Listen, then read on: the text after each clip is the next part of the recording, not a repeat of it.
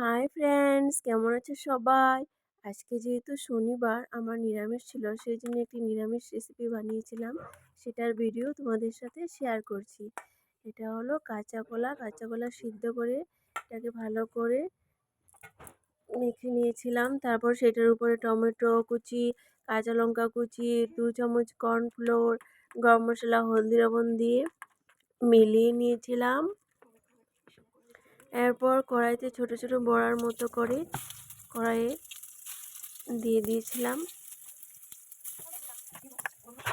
একদম লো ফ্লেমে বড়াটাকে ফ্রাই করেছিলাম।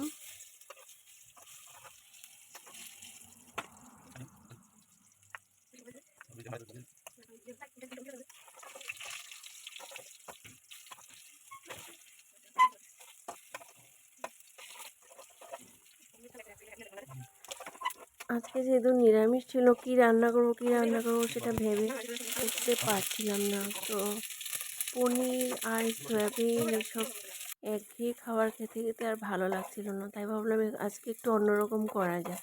সেই জন্য এটা ট্রাই করেছিলাম। এই দেখো বড়াগুলি বানানো কমপ্লিট। এরপর কড়াইতে তেল দিয়ে শুকনো লঙ্কা, তেজপাতা, 5 ফোড়ন দিয়ে দিয়েছিলাম। তারপর দিয়ে দিয়েছিলাম সিদ্ধ করা আলুগুলোকে কেটে ফ্রাই করার জন্য দিয়ে দিয়েছিলাম। হলুদ আর লবণ দিয়ে ফ্রাই করে নিয়েছিলাম।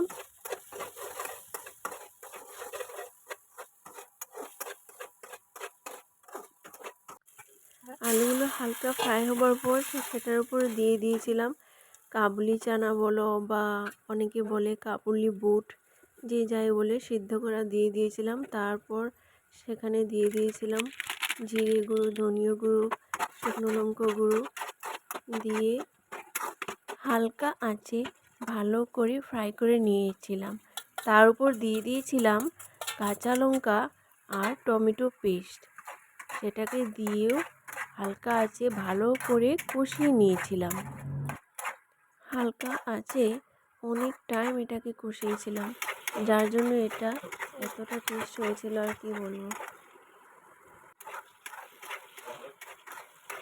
অনেক টাইম কষানোর পর সেটাতে জল দিয়ে দিয়েছিলাম। জল দিয়ে অনেক টাইম উতলানোর পর তারপর সেটার উপর দিয়ে দিয়েছিলাম বড়াগুলো দিয়ে অনেক টাইম রেখেছিলাম।